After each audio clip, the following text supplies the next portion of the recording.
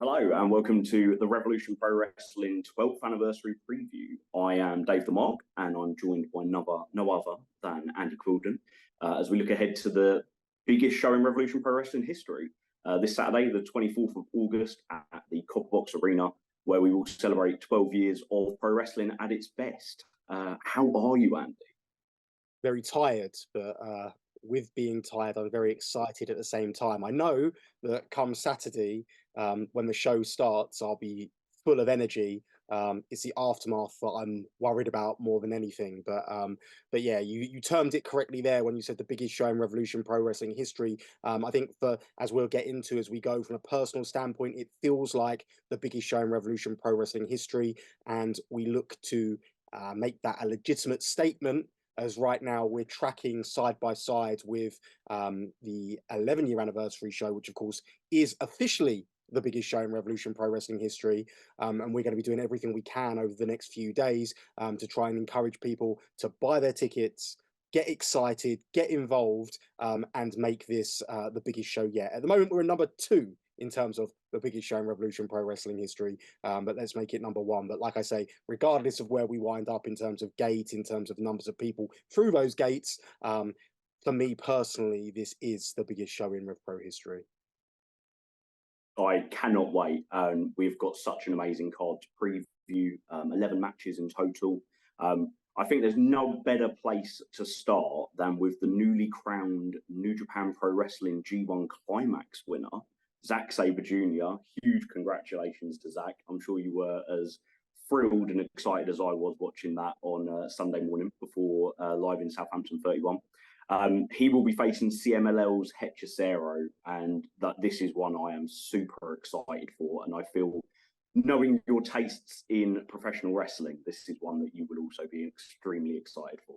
Yeah, absolutely. Well, I always say that professional wrestling is about diversity of styles. And I think one thing that's going to be very apparent as we run through this card is there's a diversity in styles up and down the card. In every single match, there's going to be something for everyone. And this one is a wrestling purist's dream match. And as you say, it would be very wrong of me not to reference that magnificent G1 win for Zack Sabre Jr. And I think it's quite fitting that he's going to have his homecoming to Revolution Pro Wrestling at the Copper Box Arena. And I think that anyone who was there when Will Ospreay won the Best of Super Juniors tournament many years ago, and then he came to York Hall Bethnal Green, and when he made his way into the ring and he stood in the center of that ring, the building was just deafening for a good couple of minutes of people cheering him and giving that homecoming reception. And I think that Zack Sabre Jr. is due exactly the same thing this Saturday at the Copper Box Arena. He's without a doubt one of the greatest ambassadors to the sport of professional wrestling, or should I say the sport of British professional wrestling. He's got such a unique style about him, and the way that he's able to use that style to combat all the other different types of styles of professional wrestling, to create this almost hybrid style, is something which is very magnificent. But he's not got to worry about that this Saturday, because this Saturday he's going up against his match. We could call it a mirror match, if you will, because on one hand you've got Zack Sabre Jr., who's without a doubt the finest technician to come out of Europe, but Hechicero is the finest technician to come out of Mexico. And realistically speaking, you heard the hype in the video leading up to this thing. They're both called wizards, technical wizards, you know, and in many ways this match could determine who the best technical wrestler in the world is. They are 1-1 in matches, one in PWG many years ago, one more recently in Mexico. This is, in every sense of the word, a rubber match, but this is Zack Sabre Jr.'s home encounter in this series of matches. And like you say, it's one that's going to have your mouth watering. If you like technical wrestling, if you like high level technical wrestling, then this is absolutely for you. You're going to see things that you've never seen before. And it's going to be an old-fashioned game of human chess, the way wrestling was meant to be originally. And look, I'm excited, and I can't wait to see how the crowd reacts to this fantastic professional wrestling match, because the appreciation to great technical wrestling is also something that I love to see and hear as well. So I just can't wait to see it. It's going to be so fantastic.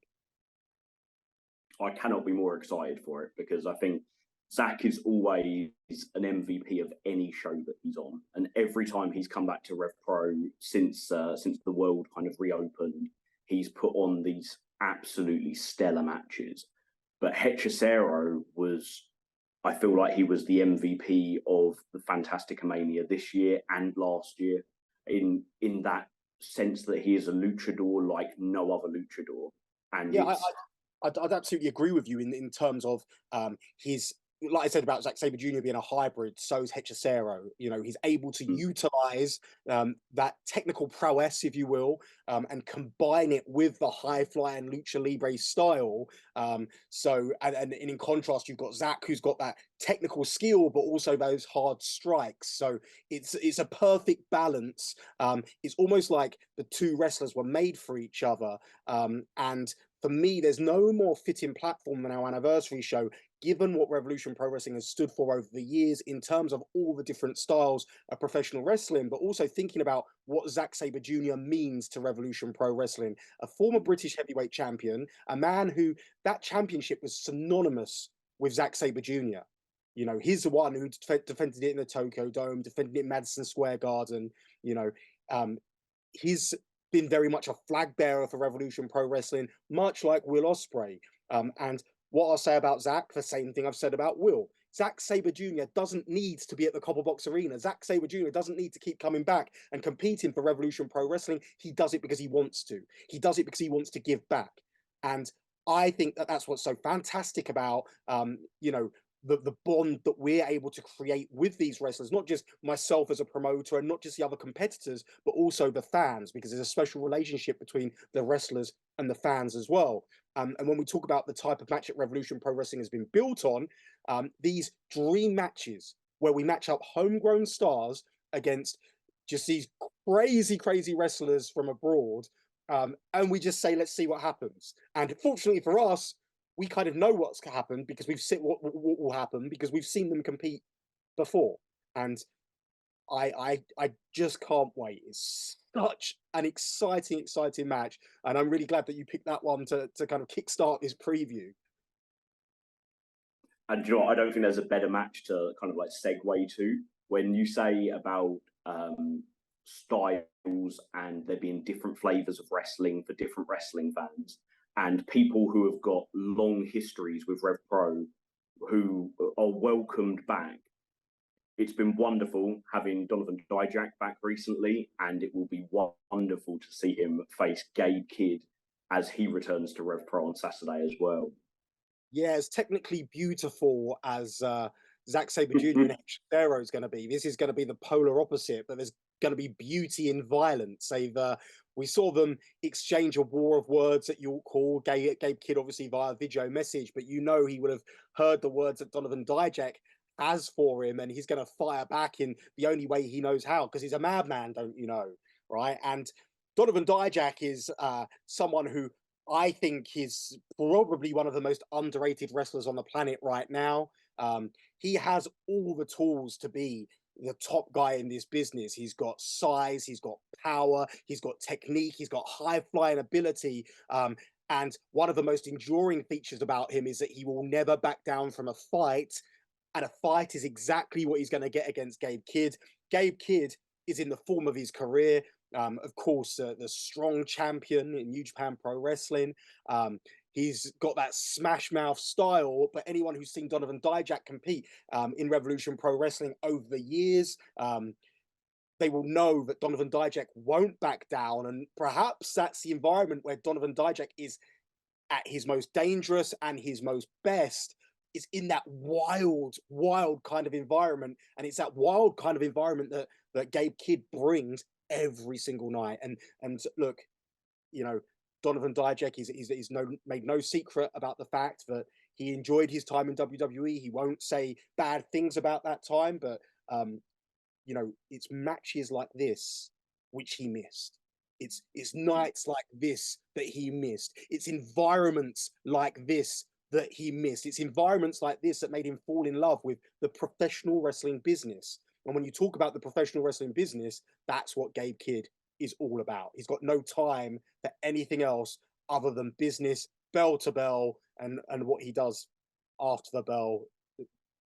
We've seen his tweets, we've seen it, you know, that's up to him. But yeah, he may be painting the town red after the copper box, but you know, when it comes down to bell, Gabe Kidd is all business, and he's gonna wanna almost reintroduce Donovan Daack back to the independents. But we've seen in Dajack's previous encounters in RevPro against Doku and Robbie X in recent weeks that he's not missed a beat, and you know, it almost just gets you more pumped up and excited about this contest, because you know, when someone leaves a position for like the WWE, where they've been in a comfort zone, if you will, for quite some time, you never know what's going to turn up, you know. But with Donovan Daack, he's clearly sharpened his tools. He's used that time to develop as a professional wrestler, and he's better than ever. And that's exactly what Gabe Kidd's going to want this Saturday. So it's two stubborn wrestlers butting heads, and sometimes you know, that's what makes for the most fun. That's what makes for the most exciting matches. And I'm sure the crowd are going to be somewhat split in this one. But again, it's one of those pick 'em fights, and I use the term fight rather than professional wrestling match, but you know, a stark contrast to, you know, the previous contest we spoke about with Zack and Hechicero. So just exciting. It's going to get me jumping off my seat, and I'm going to try not to swear, so I'm running out of money for the swear jar. Donovan Dajack's responsible for one of those moments recently as well. So yeah, he's Dajack's definitely returned with a real chip on his shoulder, isn't he? We saw that in Coventry when he faced Michael Oku. And his match with Robbie X at Summer Sizzler was one of the matches that I will still be watching back on RevPro on demand at the end of the year when I'm looking at sort of like the best matches of the year. That was incredible. Another match that was a Summer Sizzler match that is also now a Copperbacks match we've discovered from the Live in Southampton show last week is ZaZa versus RKJ. Their own rubber match of sorts, but also one that has kind of come from out of circumstance and an injury stoppage for RKJ. Is there any update on Ricky? Well, he's cleared to go on Saturday. That's the best that we can obviously give. He's good to go. He's obviously devastated that he couldn't finish that match in at York Hall, and he knows it's going to take something special to get past ZaZa this Saturday at the Copper Box Arena. I think that I'm absolutely gutted that their contest didn't reach a conclusion, because for my money, it was on course to be a great contest. Anyone who witnessed their match in Stevenage knows exactly what the pair of them are capable of. And again, this is a very, very interesting match. Two very young, hungry professional wrestlers. But I feel that Ricky Knight Jr., he's not had it perhaps the way he would have wanted. He's not gone the way perhaps people would have speculated it would have gone for him since becoming the undisputed British heavyweight champion. He won that championship, and then pretty soon after that realized he'd been competing on a broken arm, required surgery. He came back too soon from that, which then meant that he was out for an extended period of time again. He feels he's back to his best now, but the problem with Ricky, and the frustrating thing for him, is that in that time, there's been the emergence of so many young and exciting stars who are very much taking it the Ricky Knight Jr. route. They're going the Ricky Knight Jr. route from 2020, where they're taking the world by storm. And one of those people at the very top of that list is ZaZa, who's been nothing short of a phenom since coming to Revolution Pro Wrestling. My mind was blown the first time I saw him, April 13th of this year, live in Barcelona.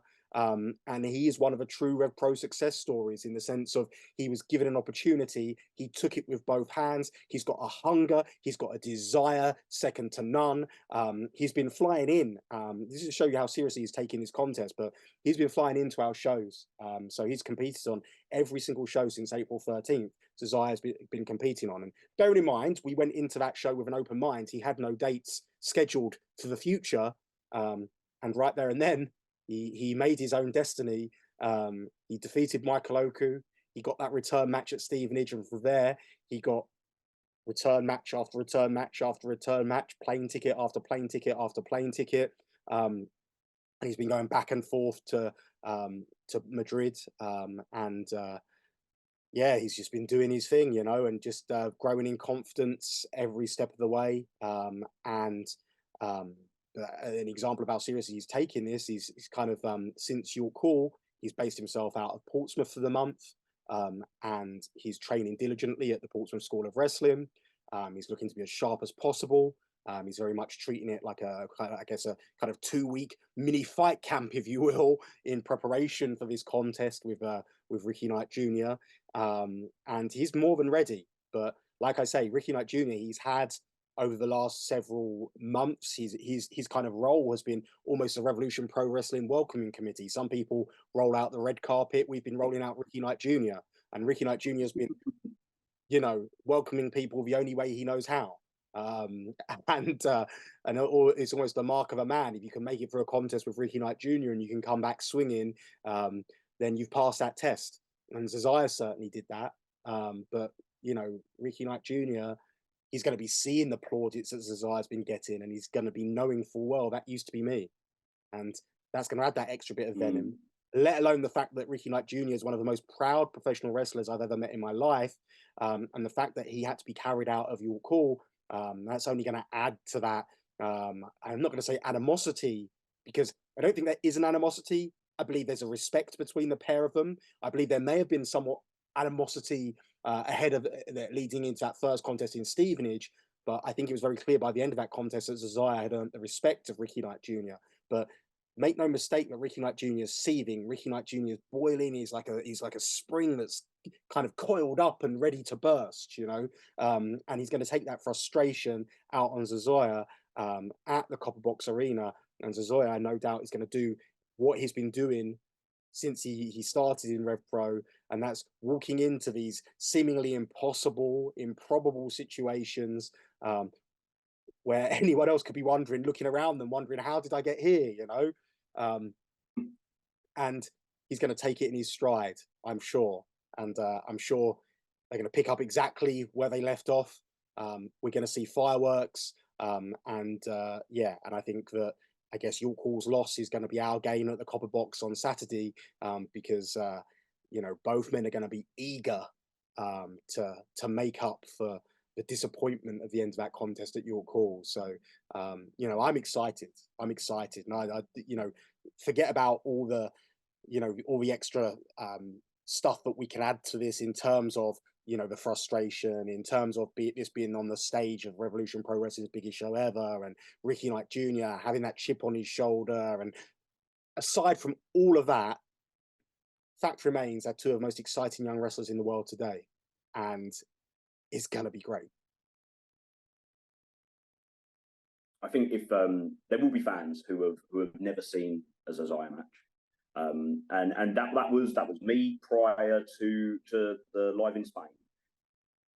There will be fans who leave on Saturday, I'm certain of it, convinced as we are that this is a young man with an incredible future ahead of him, and someone who is like, there's not even really a discussion this year for breakout star in Revolution Pro Wrestling. Like there is no one else that can match him for how well he has come in, hit the ground running, and just made himself undeniable. He's been on every single card for the last sort of like 13 shows, which is just unbelievable in itself. Ricky's definitely going to come in with there's definitely an extra danger in his eyes in that promo, the video package that went out in Southampton that he's popped up online as well. You could see the anger in his eyes of, like you say, he's an incredibly proud man, and he won't forget it quickly that he left York Hall not on his own terms. You also alluded to the fact that there are people who have taken that Ricky Knight Jr. Kind of path of making yourself undeniable in Revolution Pro Wrestling, and someone who I think is synonymous with that is JJ Gale. And this Saturday, JJ Gale faces a huge test in the form of Tomohiro Ishii, a man that everybody the world over is familiar with, and someone who was the standout star last year with his clash with Luke Jacobs, which has a lot of links for this match, and as part of a wider kind of feud between JJ and Luke, which is something I'm really, really excited before, and it will be really interesting to see how prepared JJ is for that level up, as he's called it. Time to show that he has leveled up to that top tier of Revolution Pro Wrestling. Yeah, I mean, I look, if you're to look at JJ Gale, I wouldn't necessarily say he's taken the Ricky Knight Jr. route in terms of Ricky Knight Jr. smashed through those doors, but JJ Gale's someone who I believe we've seen grow before our eyes. So obviously starting up through the contenders division pre-pandemic, he had to be very patient. Just it felt like JJ Gale was getting somewhere just as we were kind of locked down. But he was one of those bright stars in the pandemic era that we tried to forget of Revolution Pro Wrestling. Will Ospreay, of course, teamed him alongside Callum Newman. I think JJ Gale's felt almost an extended pressure on his shoulders, thanks to the fact that Callum Newman's gone to Japan. He's joined the United Empire. He's continued his development that way, whereas JJ Gale's, had to continue that development domestically. Both men agreed they were going to go their own ways, and then that's kind of what happened as a result of that. Callum off to Japan, JJ stayed here. And you use the term leveling up, and that's what JJ Gale's tried to do. He's tried to test himself against the very best, be it Kosei Fujita, be it Zack Sabre Jr., be it Luke Jacobs. And like I say, we've witnessed that rise of JJ Gale before our very eyes, and I believe that's why there's such a special connection, because people have seen him struggling and scratching and clawing. They've seen him when he was just in black trunks coming out to that iconic contenders division music, banging music, but obviously not where JJ Gale envisioned his career to be. JJ Gale's always wanted more, and is very much a case as a young wrestler of finding himself. And he's had to challenge himself, and it's not been smooth sailing for JJ Gale. And I use the term all the time, win or learn. And as Gideon would like to point out, JJ Gale did a lot more learning than he did winning. But that's fine, because that's the process. And JJ Gale trusted that process, and he's put himself in this situation right now where he is going into the Copper Box Arena against Tomohiro Ishii, a former undisputed British heavyweight champion, a man who just steals the show. And is there going to be an element of fear? I don't believe so. Maybe in the past, JJ Gale would be overawed, intimidated by the situation, and maybe 12 months ago, JJ Gale would have been overawed and intimidated by the situation. I think even if you speak to him as he was heading into that match with Kosei Fujita, a lot of the talk was, this is going to be JJ Gale's breakout match. This is going to be JJ Gale's breakout moment. And whilst he did fine, and whilst he, won that match and had his hand raised, and, he passed the test, so to speak, it wasn't that breakout moment that I think he pictured in his head, right? And part of that fact may well be because of it was on a card which also featured Tomohiro Ishii and Luke Jacobs. And it was no coincidence that JJ Gale then picked Luke Jacobs as, this is a person I need to raise up to that level. He's going to be my foil, he's going to be the one who we're going to, elevate each other through this competitive rivalry, much to the chagrin of Luke Jacobs, of course, because Luke Jacobs has almost been that, pinpoint on that undisputed British heavyweight championship. And we saw the animosity between the pair at high stakes. We've seen it spill over several times since. We saw a couple of months ago at the 229 that epic match that Luke Jacobs and JJ Gale had. And it's almost like they're competing to be the future of Revolution Pro Wrestling. And make no mistake about it, Luke Jacobs is a person who got there first. Luke Jacobs is a person who, has started passing those tests first, right? But I feel Luke Jacobs knew who he was before JJ Gale knew who he was. And there's nothing wrong with that, again, because it's just different personalities, and you just develop at different times. Both these are two very, very young men. And it's, in many ways, JJ Gale did the only thing he could do. It was a Hail Mary, if you will, when he said to Luke Jacobs, look, you go out there, you wrestle in the main event of the Copper Box Arena, you wrestle in the main event of the biggest show in Revolution Pro Wrestling history, and it may be the biggest match of your life. And if you win, it will be the biggest accomplishment of your career. But I know, as well as everyone else knows, there's one thing that you haven't been able to do. And there's one thing that you've spoken about. And there's one thing that plays on the back of your mind. And that is the fact that you have not been able to defeat Tomohiro Ishii. So I'm going to throw that Hail Mary out there. I'm going to challenge Ishii. I'm going to stand up to him. I'm going to stand up to the Stone Pitbull, the former heavyweight champion. I'm going to take him to his limit, and I'm going to beat him. And it doesn't matter what you achieve on that night. I'm going to have done something that you haven't done as well. So you're going to have to think about me. And I'm going to have to be in that equation. And in many, many ways, that shows a maturity of JJ Gale, because that's a smart move from JJ. Is it a gamble? Yes. Is it high risk? Yes. But you can't get anywhere in this business without taking risks. So I admire JJ Gale for taking that moment. And listen, whilst we're here, I've spoken a lot about JJ Gale, and that's a testament to JJ Gale. We spent barely any time talking about Tomohiro Ishii, you know. And what you have to remember about Ishii is last year when we saw him at the Copper Box, he was coming off of a grueling and physical G1 Climax tournament. This year, he's not had that. He's not had that distraction. He's not had to go through that physicality. He is going to be fresh, rested, and pissed off. He's always pissed off, but you know, and he is going to be gunning for JJ Gale. And you know what Ishii's mentality is going to be? His mentality is going to be like, you're using me as a pawn in your game. You're using me as a stepping stone, you know, and anyone who knows Ishii knows he's anything but a stepping stone and knows he's anything but a pushover. And he will rise to that challenge, and he will take a personal interest in this one because he's such a proud professional wrestler. And I think that you're going to have two stubborn men, and, you know, it's going to be a spectacle. And anytime Ishii competes, it is absolutely that. He's got a history and a habit of stealing the show. For the last, we've been seeing Ishii compete for Revolution Pro Wrestling for at least 10 years now. And each and every single time he's created a memorable moment. And this Saturday is going to be absolutely no different. Yeah, absolutely. I think you're absolutely right with JJ and how he was patient for so long.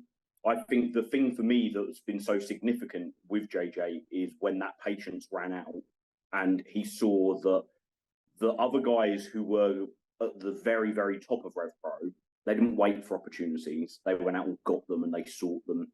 And he called his shot with Zack Sabre Jr. last year, and he's called his shots with Luke Jacobs this year, and he's called his shot with Tomohiro Ishii. And it's, like you say, it's high risk, but there is a huge potential reward if he can. And this is one match where I think we do have an underdog. If you were a betting man, I think you would put your money on Tomohiro Ishii. But if JJ Gale can get that performance and the result to match the performance, he will have done something that neither Michael Oku or Luke Jacobs have ever been able to say that they've done. And so then whoever comes out with that championship match with the belt, JJ Gale has an opportunity there to turn around and say, I'm now ready to be the next challenger.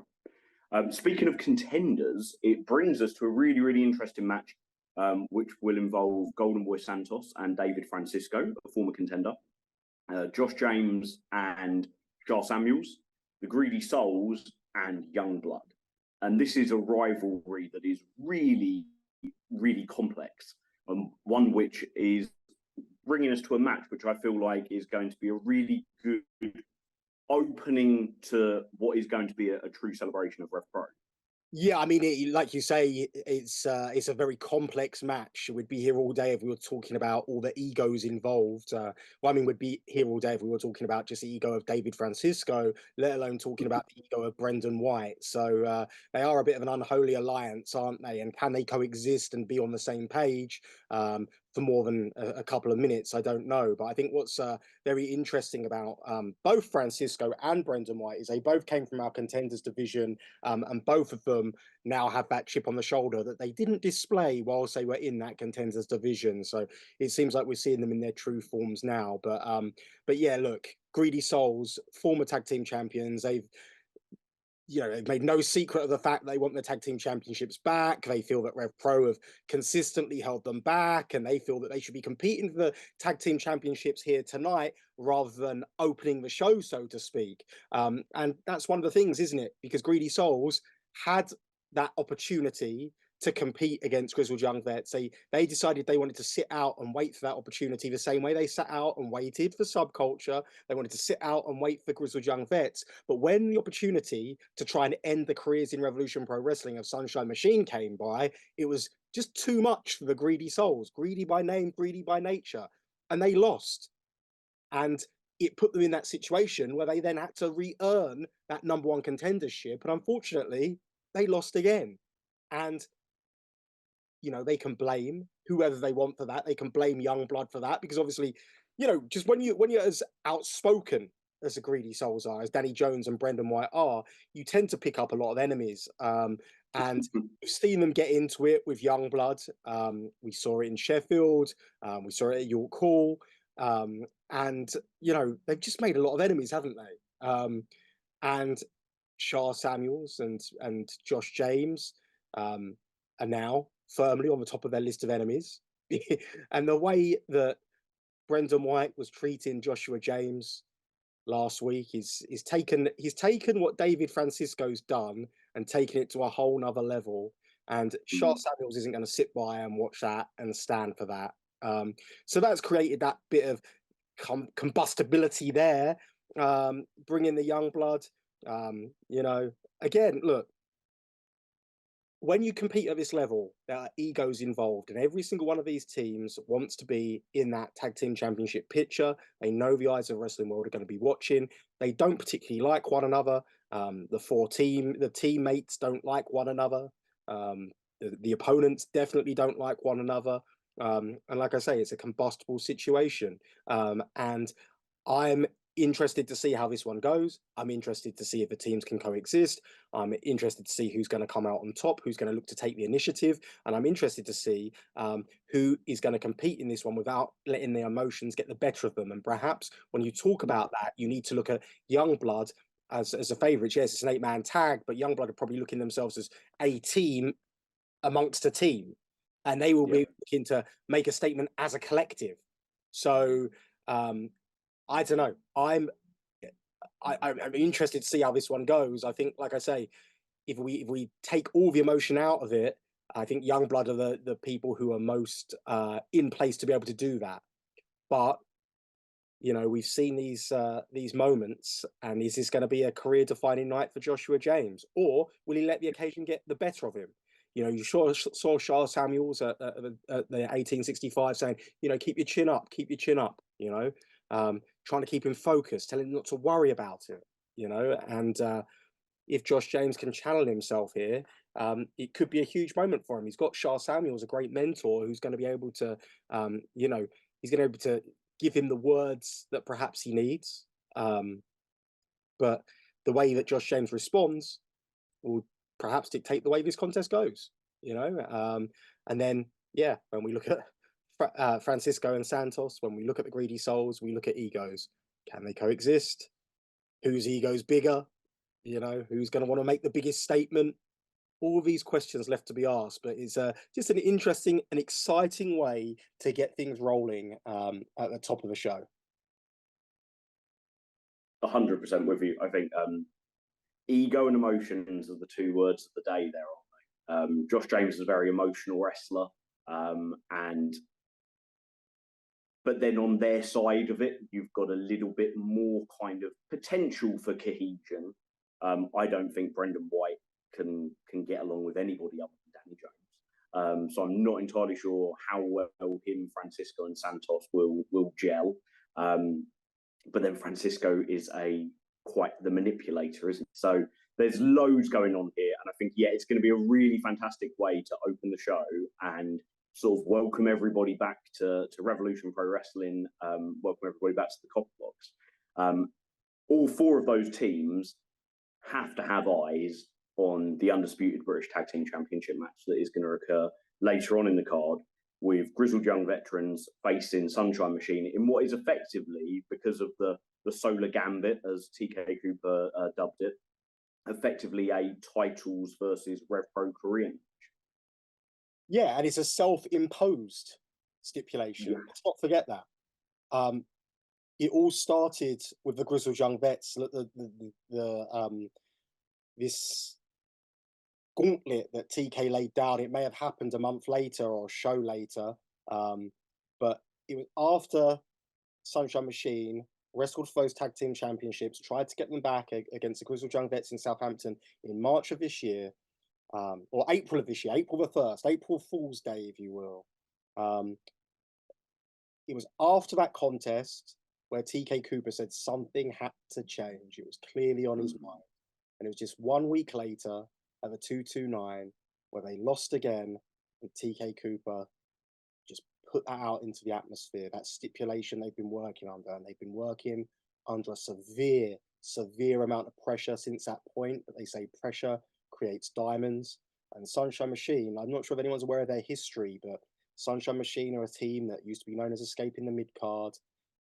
Used to be funny for them, used to be a joke, you know, but it became a self-fulfilling prophecy. And it wasn't until they ditched that name and they became Sunshine Machine, they changed their attitude, they changed their motivation, they started treating this for what it is as a business. It wasn't until that point that they found success. And when they found success, they turned winning into a habit. And winning into a habit led them towards the undisputed British Tag Team Championships. And in many ways, this situation mirrors that exact same situation. Sunshine Machine are two guys that need focus. And if they've got focus, they can be world beaters. And they're going to need to be world beaters this Saturday because they are going up against, for my money, the best tag team in the world, James Drake and Zack Gibson, the Grizzled Young Vets. GYV, they are professional wrestling personified. They are, you know, the textbook. If you look up tag team in the dictionary, you'll see a picture of GYV. They're two best friends. They fight together. In many ways, they survive together. They made a big decision when it pertained to their professional wrestling careers, when they left WWE, they left NXT, and they bet on themselves, and they wanted to be professional wrestlers. And that's exactly what they've been. And it's led them to the undisputed British Tag Team Championships. They're almost rejuvenated by the level of competition they see in Revolution Pro Wrestling. Of course, they're not short of challengers, but don't think there's going to be any room for sentiment here. We know that Sunshine Machine have the respect of GYV because we heard it out the horse's mouth. We heard it in Southampton. We heard it last time they competed in a Revolution Pro Wrestling ring against one another, you know. But TK Cooper found that whole situation somewhat patronizing. You know, he thought it was a couple of vets, grizzled young vets, looking down on these young up-and-comers who've already been to the peak of a mountain. They've already been undisputed British Tag Team Champions, not just in Revolution Pro Wrestling, but in promotions around the UK and Europe. And he felt that GYV were overlooking their achievements and their accolades and weren't taking them seriously. And maybe they weren't. But maybe, again, a bit of that self-fulfilling prophecy. Maybe because Sunshine Machine, at that point, weren't taking themselves seriously. They've switched up so much. They're in the form of their careers, and they're turning winning into a habit. But when you talk about winning being a habit, that's exactly what GYV have got a habit of doing, winning professional wrestling matches. They are absolutely not going to take it lightly on Sunshine Machine. No room for sentiment. If it means ending the careers of Sunshine Machine in Revolution Pro Wrestling, then so be it. It's another day at the office. It's just one less challenger that they have to worry about. And if you're going to be a betting man, you have to bet on GYV because they could be the tag team champions for years to come, because they are the type of team, they're almost a generational team.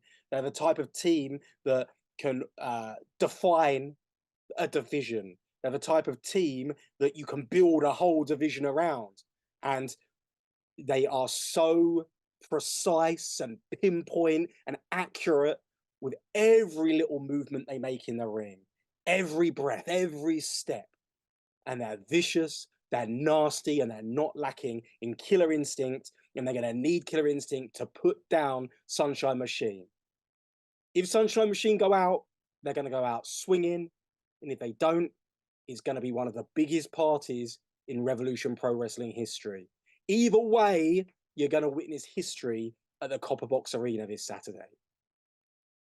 It's going to be emotional. I genuinely think there's going to be tears in the crowd, one way or the other, whether it's with TK and Mambo holding up championship belts, or whether it's the realization that Saturday could be the last time we get to see them tag together.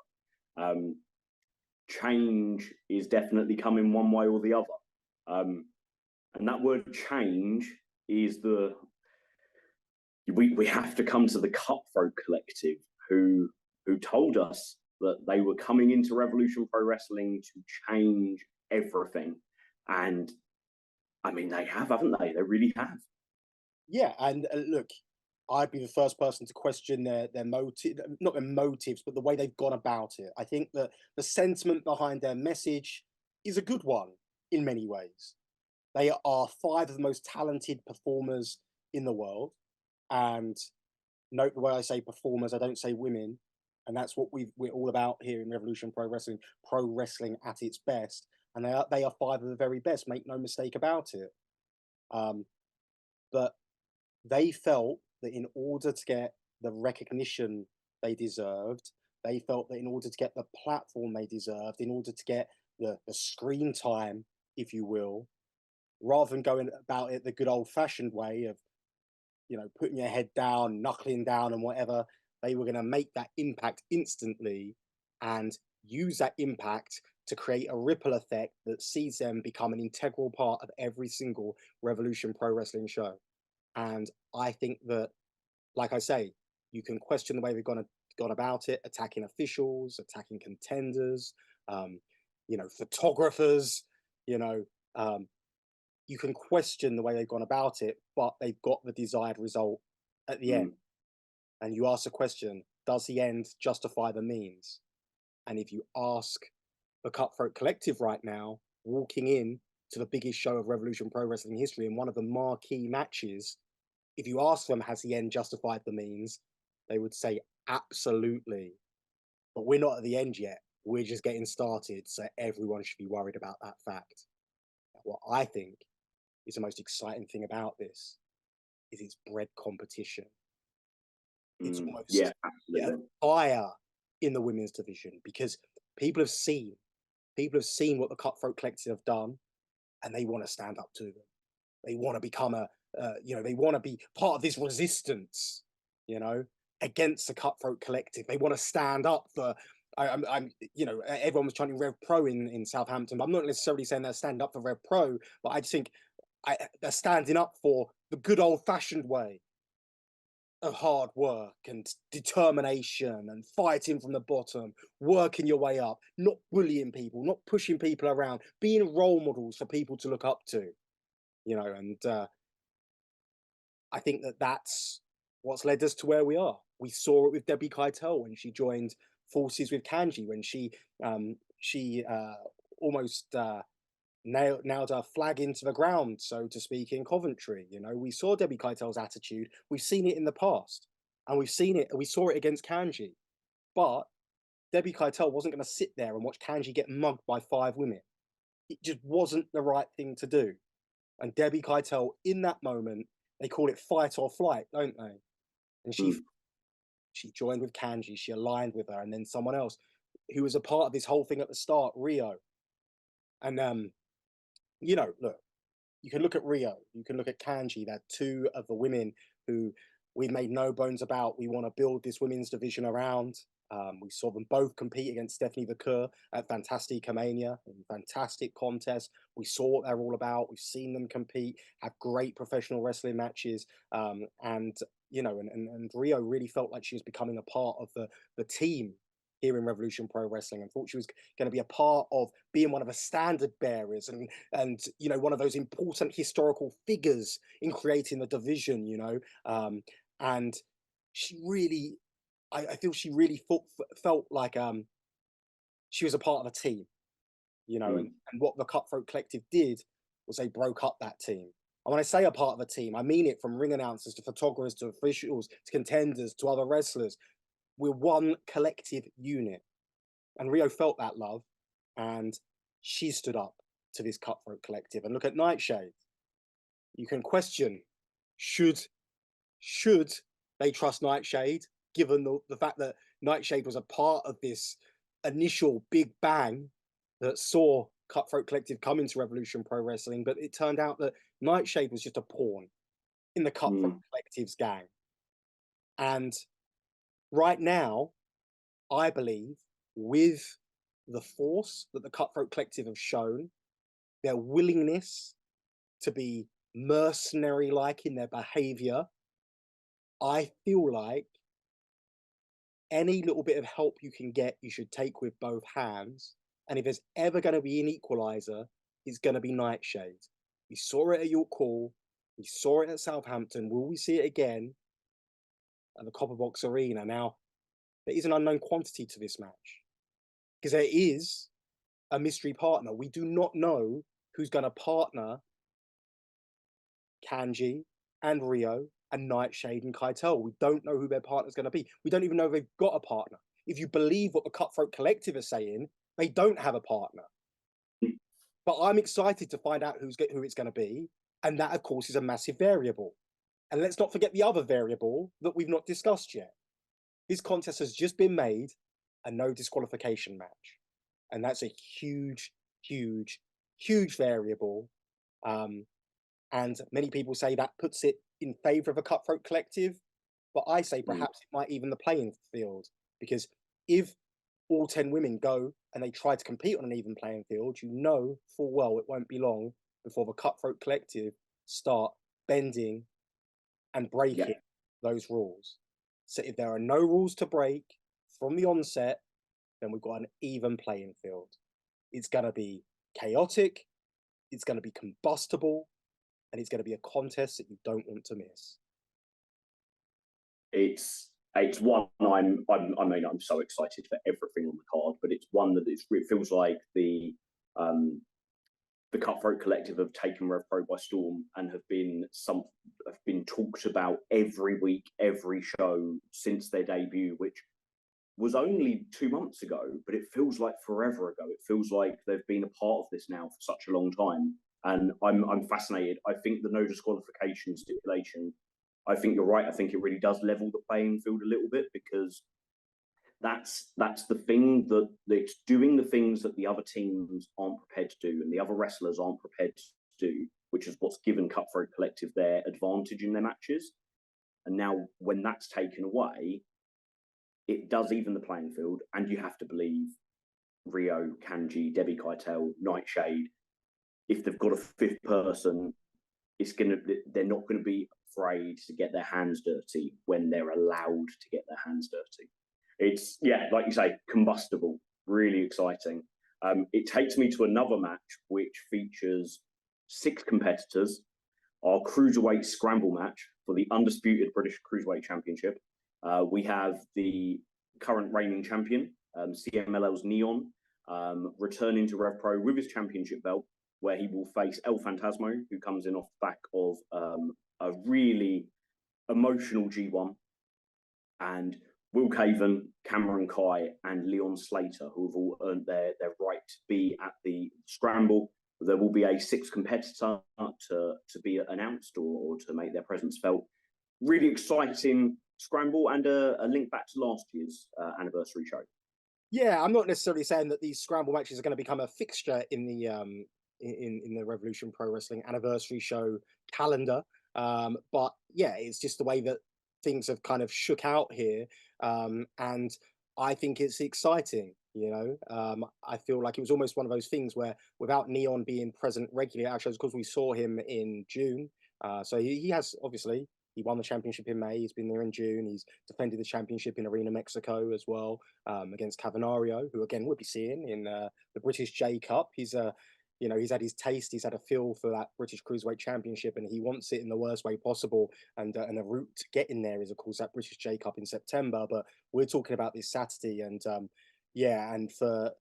without Neon being here and a clear #1 contender, And with so much competition, we've created a lot of contenders, haven't we? And look, it's Will Caven. This environment favors him because he's a disruptor. He's chaotic. He loves the chaotic energy that these situations bring, and he will thrive and relish this environment of unpredictability.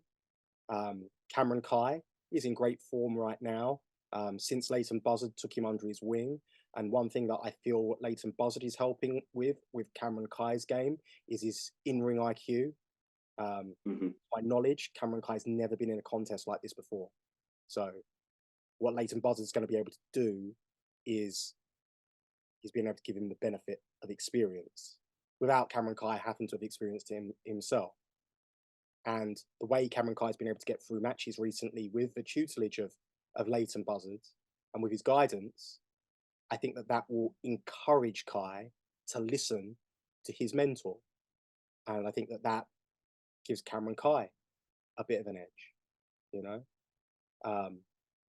Leon Slater, the youngest in charge, he wants that Cruiserweight championship back. He's not had a rematch at that championship gold. He wants that championship back in the worst way possible.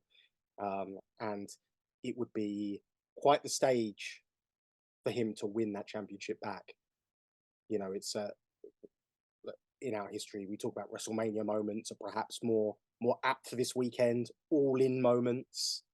Well, this is one of those times when you can get those moments because, you know, there's going to be thousands of people in attendance, and I'm sure Leon Slater has pictured himself raising that championship in the air, visualized it as everyone's on their feet, and it could well be one of those career-defining moments in. Look, let's make no bones about it. If Leon Slater continues the trajectory that he's going, it will be a Hall of Fame career, and this will be one of the most important chapters in that career. So I think that he's going to be looking to make that moment. And then there's El Phantasmo, like you say, a little bit lost in this G1. El Phantasmo's got no friends. Well, you know, he's going to have thousands of friends this Saturday when he comes home to Revolution Pro Wrestling. And will this be the reset that he needs to get himself going again? Because, you know, it's one of those things, isn't it? Like anyone who's been through a breakup or experienced loss or, you know, of any kind, you go back home. You go back to what you know. You go back to your loved ones. And that's what El Phantasmo is going to be doing this Saturday. A homecoming of sorts for El Phantasmo. And he's got the opportunity to do it and become undisputed British Cruiserweight champion, a championship which he chased for a long time, a championship which he held for a long time, and a championship that he's never had a rematch for. So great opportunity for El Phantasmo. And of course, Neon, he's got a target on his back. But when you're young like Neon's young, you know no fear. One of the most spectacular highlight reel professional wrestlers in the entire world today. You can expect some highlight reel moments this Saturday as Neon looks to defend that undisputed British Cruiserweight Championship. He looks to continue to make headlines. You know, he was front page news in Mexico when he won that Cruiserweight Championship. I don't think people realize in the UK the gravity of the situation in terms of winning that Cruiserweight Championship, what it's done to legitimize Neon as a future superstar within this business. Neon is very, very young into his professional wrestling journey. He's by no means the finished product. And that's perhaps what's most exciting about him, because he's just getting better and better and better. But in many ways, he mirrors the likes of Cameron Kai. He mirrors the likes of Leon Slater. That youth, that exuberance, but no fear that comes along with it. And that's what creates those spectacular moments. And you add all of those pieces into the puzzle, plus a sixth person. And I'm going to give you a scoop here, Dave. I know who that sixth person is. But I'm not going to tell you who that sixth person is. So, but I promise you, you're not going to be disappointed. It's going to be a firework display. It's going to be crazy. You're going to want to not blink because you might miss something. They're going to be going 100 miles an hour. And like I say, a professional wrestling show has a diversity of styles, and this is just another one that you can tick off the list. Oh, I cannot wait, honestly. It's such a fantastic combination of talent. You've got some real different types of cruiserweights in the match, which I think makes it fascinating. And I cannot call it at all in the sense that I don't even think, with a six-man scramble, I don't think you can even have favourites because of, unless somebody is particularly proven to be successful in that type of match, it's so difficult to garner an advantage. I think it's just going to be one where everybody will pick the person they want to cheer for, and I think the room is going to be absolutely electric for it. The next championship match that I wanted to pick your brains with is Dani Luna and Mina Shirakawa for the Undisputed British Women's Championship, a match which has definitely gone down incredibly well since that match graphic dropped last week. Yeah, and this is one of the things when you're a champion, you've got to be ready for anyone on at any given moment, any time. Perhaps a little bit unfair to Dani Luna, but she relishes this occasion. You know, no one was more disappointed when Stephanie Vacour had to withdraw than Dani Luna. You know, and she just said to me one thing, Andy, like, I'm not going to ask you who you're putting me against. I just want your promise that you're going to deliver me the best. And I said to her, don't worry, whatever happens, you have my word, you're going to have a world-class opponent opposing you at the Copper Box Arena. We might not know who it is yet, but we're going to get there. Don't worry. We need to talk to some people. We need to make some stuff happen. We need to dot some I's, cross some T's, pull in some favors. Fortunately, due to our relationship with New Japan Pro Wrestling, we were able to reach out to Stardom, and we were able to get Mina in. And you know, Mina Shirakawa, she's a talk of the wrestling world right now. And obviously, look, she's got a vested interest in the AEW Women's Championship match on Sunday at Wembley Stadium, but she wasn't scheduled to be in the United Kingdom. But now it gives her the opportunity to see that match as well. So it's almost like double bubble for her, you know. She gets the opportunity to see that also. So I don't know. I just think it's you know, it's a perfect storm, you know, and the perfect opportunity for Dani Luna to test herself. And that's what happens when you have a champion. You have to be ready for any opponent. And from the moment that match was announced, I can guarantee you, Dani Luna has been studying tape, and Dani Luna is going to be ready. This is the type of I'm trying to think of the word I'm looking for. And it's gone because I've talked so much. It's gone. But this is just the type of match, you know, the marquee match. That's what I'm looking for. The type of marquee match that Dani Luna felt she could bring to women's division, you know. And I think that anyone who saw her reception at York Hall, you know that Dani Luna's an absolute star, and her star is no doubt going to shine bright against Mina Shirakawa. And trust me when I say this, Mina is pumped and excited to be debuting in Revolution Pro Wrestling. And she's pumped and excited about the opportunity which lies ahead. Everyone in Japan is very aware of this situation as well. And everyone in Japan is very aware of the opportunity that Mina has to become the undisputed British Women's Champion, to follow in the footsteps of other Japanese champions in Revolution Pro Wrestling history, such as Katsuyori Shibata, such as Tomohiro Ishii, and such as Hiroshi Tanahashi. You know, this is a huge opportunity for Mina to add to her legacy as well.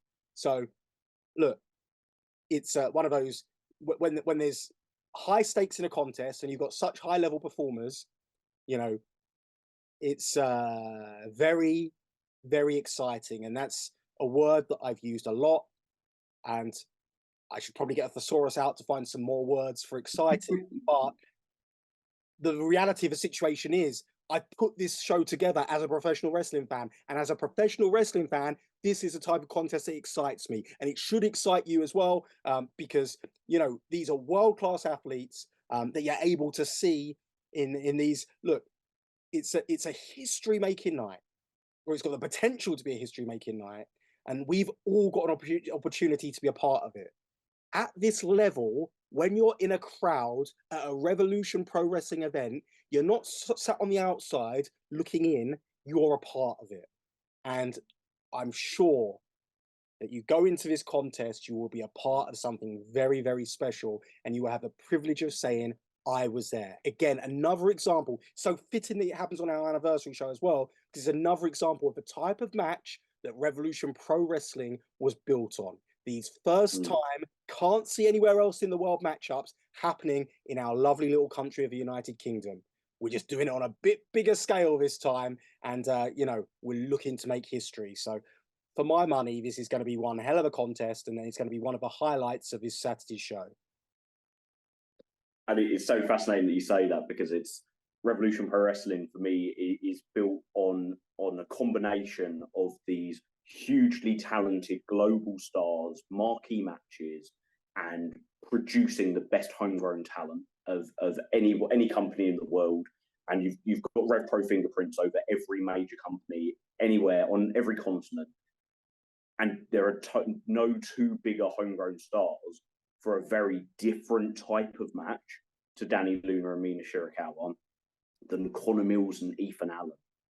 This is a match that I feel has the potential to blow people away, because I don't know if the wrestling world is prepared for how much heat there is going into this one.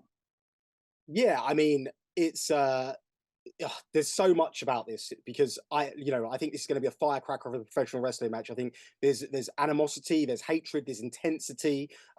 There's two men who have got chips on their shoulder. They're going to be going into this one all guns blazing, and on a night where we've got a lot of huge stars in the world of professional wrestling, Connor Mills and Ethan Allen are going into this contest knowing full well they might not be the most household names on this show, but they damn sure going to make sure that the names on people's lips coming out of this show.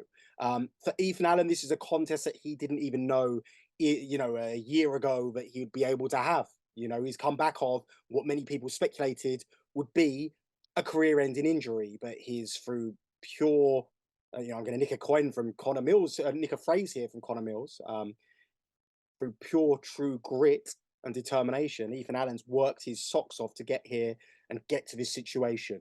I'm sure he would much rather have I'm going to rephrase that, because I was going to say I'm sure he would much rather have a nice professional wrestling match than a heated grudge match. However, I know the type of animal that Ethan Allen is. I've seen Ethan Allen get his licks in on Michael Oka and ZaZa this weekend in Southampton. Ethan Allen he's been repeating the phrase, he's back and he's a different gear. He's been repeating that phrase since he's been back, but I'm not sure if he actually believed it until recently. Because if you saw him in Sheffield, that was a different gear. If you saw him this past Sunday in Southampton, that was a completely different gear. Ethan Allen is back to where he needs to be, and Connor Mills is coming in full steam ahead, and they are both promising to take each other out. So, we saw the fireworks at York Hall when they just wouldn't leave each other alone, would they? They had to be pulled apart multiple times, and you felt the intensity there. You felt the energy, and we're going to feel the energy again this Saturday at the Copper Box. I'm going to say, don't expect this match to go long. Expect a knockout. If that's what I was, if I was going to analyze this one looking through, this isn't going to be a technical masterpiece. This isn't going to be. We're not going to see high flying artistry. This is just going to be an all-out war, and we're going to see. I think we'll probably see some very precise striking. It's going to be a different type of war than we're going to see in the Gabe Kidd and Donovan Daack match, because both these guys are great stand-up wrestlers as well. They're both proficient with their feet, proficient in their stand-up game, and I think they match up with each other very, very well. And anyone who's witnessed, it feels like another lifetime ago, but anyone who's witnessed those Destination Everywhere versus Young Guns matches know how stylistically perfect for each other Connor Mills and Ethan Allen are. So, this is an exciting match, and one that I think you don't want to sleep on, because I think this is going to be one of those matches that surprise a lot of people. And I'm very much looking forward to it. I mean, if you like violent professional wrestling, this is the match for you. And this is one of those matches which people will come into the Copper Box knowing certain matches that they're really excited for and that they're going to know they'll be talking about when they leave. But this is one of those matches where, for a lot of people, they'll be talking about it when they weren't necessarily expecting to, simply because of it being so very different to everything else that's there on that card.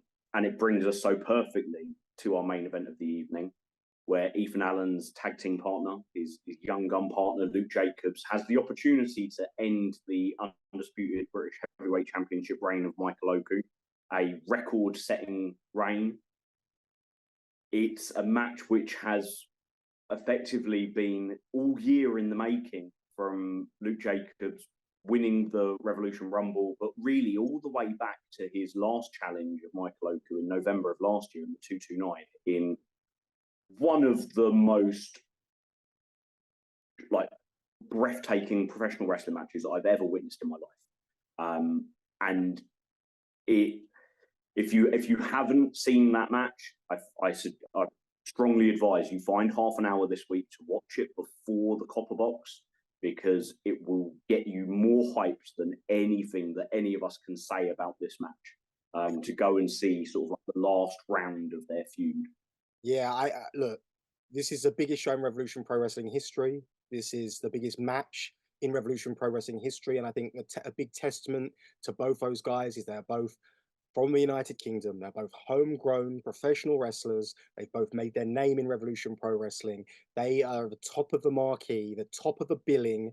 You know, people said to me when we're going back to a Copper Box Arena, people were like, what's your big match this year? What's your big match? Because last year we had Ospreay and Shingo. And don't get me wrong, Will Ospreay is without a doubt the greatest export to come out of Revolution Pro Wrestling. Will Ospreay is, as he likes to say, the greatest wrestler of the 21st century. And Shingo is with him every step of the way. It's a dream match on anyone's lists, any wrestling fans list from around the world. But look, just like we did when we decided to run the box in the first place, it's time to bet on ourselves. It's time to stand up and say we have got the best wrestlers in the world, and we are gonna unashamedly put them top of the bill, because that is where they deserve to be, and they will prove it. I can say it from the bottom of my heart. They will prove it this Saturday at the Copper Box Arena. The two best independent professional wrestlers in the world today, two of the best wrestlers in the world today. They deserve to be there, and everyone's going to see it this Saturday at the Copper Box. I think the fact that we are neck and neck with last year's sales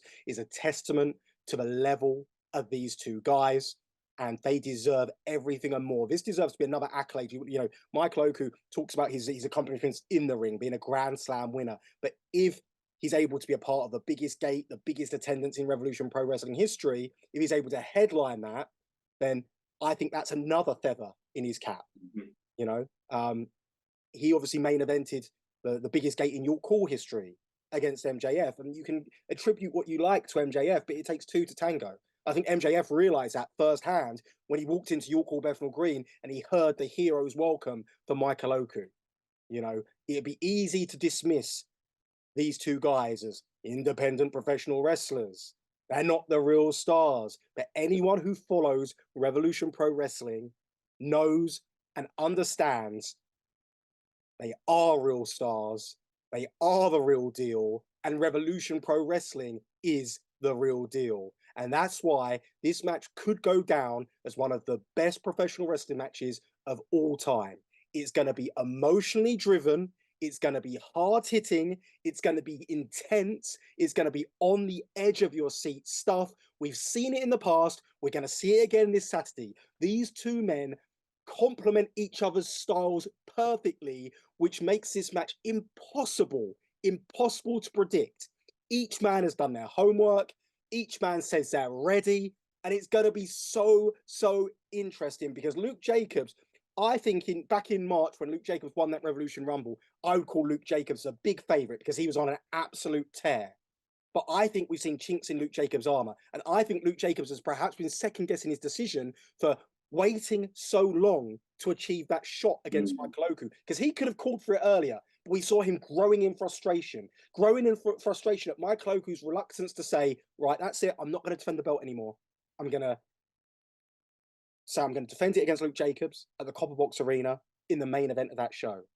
But that's not Michael Oku's style. He wanted to rack up more defenses. He wanted to surpass the record for most undisputed British Heavyweight Championship defenses. He did that. He wanted to defend it in more countries. He did that in Costa Rica. He did that at Arena Mexico, you know.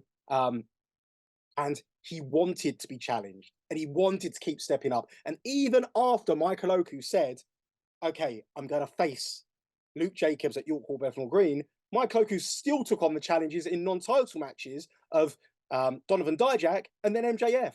And you can bet that absolutely pissed Luke Jacobs off, because in Luke Jacobs' mind, he's been focusing on nothing but Michael Oku this whole time, tunnel vision. And you could say that that will benefit Luke Jacobs, but the fact that Luke Jacobs is looking at Michael Oku doing all this stuff has wound him up to another level. We saw him get caught by ZaZa when he tried to make that point of locking in that half crab on him. You know, Luke Jacobs is susceptible for a slip up. You know, when the last of the contest at the 229 ended, when Luke Jacobs came charging in, and you know, he got caught, didn't he? And Michael Oku, if anyone's going to catch you, Michael Oku can catch you.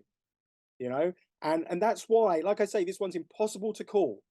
And they've got such a storied history. Let's not forget, it was Luke Jacobs that ended Michael Oku's historic undisputed British Cruiserweight Championship reign. Will it be Luke Jacobs that ends this historic heavyweight championship reign? Quite simply put, we can forget about, you can look at it from our perspective, you know, us fans who watch Revolution Pro Wrestling week in, week out, we invest our time and money in shows and on demand, and, you know, and we know the deeper meaning behind this match. We all know it. But forget about that, because you don't need to know all that backstory to understand the level of these wrestlers. And when you get two wrestlers of that level in the same ring at the same time, you raise the stakes with, look, I used to say arguably, but let's take the arguably out of it. The undisputed British Heavyweight Championship is the most prestigious and important championship gold, not just in Europe, but the entirety of the world of independent professional wrestling. Look at the people that have held it. Look at the places that championship has been defended. You know, this is the most important championship in the biggest show, in the main event, and it doesn't get any bigger than this. You don't need to know the backstory to be excited. Just be excited, because I promise you, this Saturday, the whole show is going to be a night that you're not going to forget for a long time. But I would be nervous. We've talked through the entire card in great detail there. I would be nervous with any match going on last, having to follow everything we've spoken about. I'm not nervous about Luke Jacobs versus Michael Oku. This is going to be the perfect wrestling match, and it's going to be the match, you know, a match that wrestling fans live their wrestling lives for. There's going to be moments, and we're going to feel, and ultimately that's what professional wrestling is about feeling. And this Saturday at the Copper Box Arena, I hope that we're all going to make you feel something very, very special. And there we go, ladies and gents. We have heard everything for every single match. And if you are not ready now for Revolution Pro Wrestling's 12th anniversary show on August 24th at Copperbox Arena, then you will never be ready, because we are ready to deliver pro wrestling at its best.